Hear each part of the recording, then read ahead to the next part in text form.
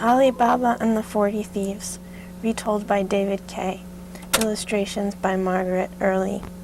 In the name of Allah, the merciful, the compassionate. Once upon a time, two brothers, Cassim and Ali Baba, lived in the city of Baghdad, in the land of Persia. Cassim, the elder, married the older daughter of a wealthy merchant and inherited his property and was one of the richest men in Baghdad. Ali Baba, on the other hand, possessed neither talent for trade nor a wife with a fortune. He earned his living as a woodcutter. Every day he led his donkey to the forest beyond the city walls and brought back a load of firewood to sell in the streets. With these meager earnings and his brother's grudging charity, Ali Baba managed to support himself and his family. One day, while working in the forest, Ali Baba saw a troop of 40 horsemen approaching with leather sacks slung across the saddle. Fearing they might be robbers and cutthroats, he climbed a tree and hid himself among the branches which were growing beside a very large rock. He held his breath and watched silently. 40 men, all armed with long swords, brought their horses to a halt right underneath his tree. The sheik, their leader, jumped off his horse and bowed down low and called to the rock. "Open sesame!" At once the rock slid aside, revealing an opening in the base of the hill, a cave. The entire troop rode inside. The rock closed behind them and all was silent. Ali Baba looked on in amazement and fear. These people were armed and dangerous. He dared not leave the tree because the thieves might suddenly come out and catch him spying on them, and that might mean death. After some time, the rock opened again and the 40 thieves came out, their saddlebags now empty. As they mounted their horses, the sheik raised his hand and called out, "Close sesame!" The rock closed up once again and the 40 thieves rode off. Fascinated by what he had seen, Ali Baba climbed down from his tree and stood before the rock. He was curious to see if the magic words would work for him too. "Open sesame!" Behold, the great rock opened at his command. Trembling with excitement, Ali Baba entered the cave. He found himself in a spacious cavern, lit by oil lamps hung from the ceiling. Sacks of gold and silver coins lay in heaps beside piles of rich carpets, silks and brocades, and baskets filled with jewels. Although poor, Ali Baba was not a greedy man. He quickly filled 3 sacks with gold coins and loaded the sacks onto his donkey, covering them with firewood to conceal them from curious eyes. "Open sesame!" He commanded again and hurried out, remembering to say, "Close sesame!"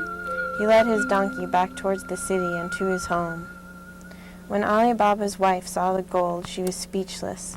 He told her what he had seen and done and said, "You must promise not to tell anyone about this. We will bury the gold and use a little bit at a time. I did nothing wrong. I broke no law and committed no crime. We must measure it and bury it tonight. Go to my brother Cassim's house and borrow his weighing pan. But remember, tell him nothing." Cassim's wife was very curious to know what Ali Baba could possibly have that was worth measuring, so she placed some suet on the bottom of the pan. When it returned to her, she was shocked to find a piece of gold stuck to the suet. Jealous and angry, she said to her husband, "Your brother Ali Baba is so wealthy, he does not just count his gold, he has to measure it like grain. He pretends to be poor, but he must be richer than all of us." When he saw the scales and the gold coin, Cassim grew jealous and angry. He ran to his brother's house and was just in time to see him putting the last of the gold into the hole. And he stayed until Ali Baba told his brother the whole story. Trembling with excitement, the greedy Cassim cried, In the morning, I will go to the cave myself with 10 donkeys, and I will be richer than you. And Ali Baba said, Be careful, brother. If the 40 thieves catch you, they will certainly kill you. Cassim soon found the rock and, saying the magic words, opened up the cave and fell upon its treasure. He was so excited he began humming to himself as he piled the gold into sack after sack. But when the time came for him to leave, he could not remember the magic words. Open barley, open rye, open caraway, open cardamom, open cinnamon. He tried and tried, but could not remember the magic words. He cried in panic. Open Sisyphus, open cinnamon, open cardamom, caraway, open pumpernickel, open oregano, open, please, please, open. But of course nothing happened. It was no use. He was now a prisoner. Later that day the 40 thieves returned. When they saw the 10 donkeys tied up outside the cave, they knew that someone had discovered their secret. With swords drawn, they rushed inside and found Cassim, who begged for his life. Please, take everything I have. I'm a rich man. Please let me live. I love my wife. The sheik refused to listen and cut off Cassim's head and chopped his body into 6 parts. We will leave his body inside the cave as a warning to anyone foolish enough to steal our treasure. The 40 thieves hung Cassim's remains in the entrance as a warning to future trespassers.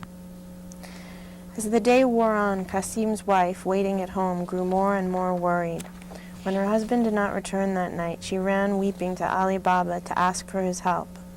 In the morning, Ali Baba went to the cave and found the remains of Cassim's body. He wept bitterly as he wrapped Cassim's remains in his cloak and loaded them on one of the 12 mules which the 40 thieves had tethered nearby. He loaded the other 11 mules with sacks of coins and jewels and returned to Baghdad.